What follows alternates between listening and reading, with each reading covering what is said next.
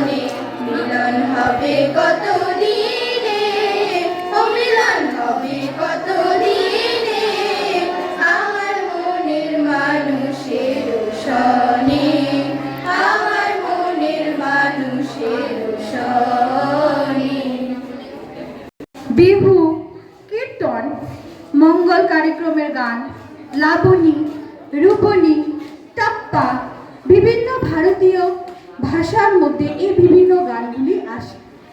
তার মধ্যে মুখ্যত আমরা কোন সময়ে গানগুলো করি? বিশেষ সংস্কার পর্বের মধ্যে, যেমন কি বাচ্চার জন্ম, বিবাহে বা অনুষ্ঠান, বিভিন্ন অনুষ্ঠানের সময় আমরা এই গীতগুলি বাড়িতে করি। তারপরে এই লোকগীতগুলি পেশা গীত হয়। বিভিন্ন পেশার মধ্যে তোমরা দেখবে যে রাস্তার মধ্যে বিভিন্ন গান গেয়ে, কীর্তন করে, মনোরঞ্জন করে লোকদেরকে শোনানো হয়। এই লোকগীতের মাধ্যমে বিভিন্ন কথা বলা হয়, জানকারি দেওয়া হয় আর নিজের কথাগুলোকে সামনে রাখা হয়। শুধু আমাদের মানবের সামনে, সরকারের সামনে, সবাইকে, জনগণকে জাগরুক করার জন্য এই গানগুলো রাখা হয়। তারপরে আমাদের জাতীয় গান, যেটা দেশের যে গানগুলো, যেটা বিভিন্ন নিজস্ব জাতির গান আছে, সেই গানের মাধ্যমে জানানো হয় যে বিভিন্ন দেশের নিজস্ব যে তাদের একটা কমিউনিটি আছে, তাদের মধ্যে এই গানগুলো বিশেষ রূপে স্থান পায়। তো আজকে আমরা জানলাম যে লোকগীতগুলো কিভাবে আমাদের দেশের মধ্যে ছড়ে আছে। তারপরে আমরা আরেকটা লোকগীত শুনতে পারবো আমাদের সেকেন্ড সং গ্রুপ থেকে। তারা গান করবে কালো জলে কুচলা তলে। তা আমি আমাদের ছাত্রকে অনুরোধ করব যে তারা সামনে চলে আসে।